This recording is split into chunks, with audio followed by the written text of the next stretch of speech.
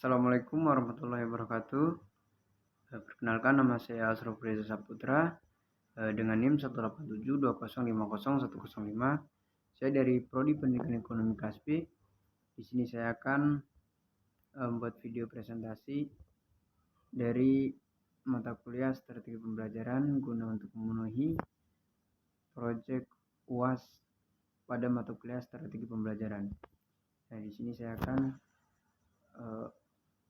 menjawab beberapa soal yang diberikan oleh dosen strategi pembelajaran. Itu yang pertama, soal pertama yaitu menurut saudara bagaimana cara memilih strategi pembelajaran yang tepat, serta apa saja yang perlu dipertimbangkan terlebih dahulu sebelum memilih strategi pembelajaran tersebut. Nah, di sini saya akan jelaskan yaitu beberapa prinsip-prinsip yang mesti dilakukan oleh pengajar dalam memilih strategi pembelajaran secara tepat dan akurat. Nah, untuk mempertimbangkan tersebut mesti berdasarkan pada penetapan. Nah, yang pertama itu ada tujuan pembelajaran. Yang kedua ada aktivitas dan pengetahuan awal siswa. Yang ketiga integritas bidang studi dan atau pokok bahasan.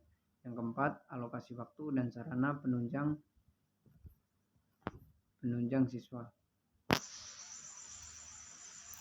Yang kedua, apakah strategi pembelajaran peningkatan kemampuan berpikir cocok digunakan pada setiap jenjang pendidikan?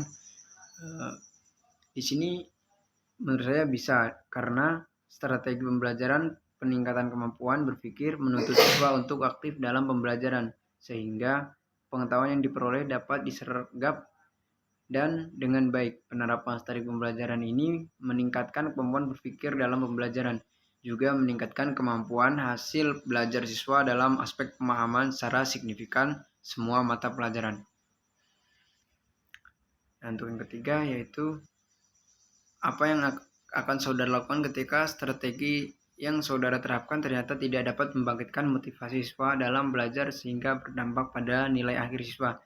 Nah, jika saya mengalami hal tersebut, tindakan saya yaitu untuk memperoleh hasil belajar yang optimal, guru dituntut berusaha untuk sekreatif mungkin guna membangkitkan motivasi belajar siswa, menciptakan suasana kelas yang kondusif, kelas yang nyaman, tidak mendikte dan cenderung mendukung siswa untuk berusaha dan belajar sesuai minatnya, akan menumbuhkan motivasi untuk belajar.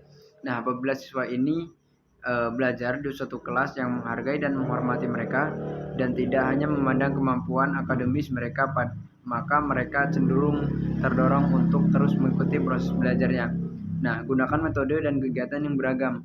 Melakukan hal yang sama secara terus-menerus bisa menimbulkan kebosanan dan menurunkan semangat belajar.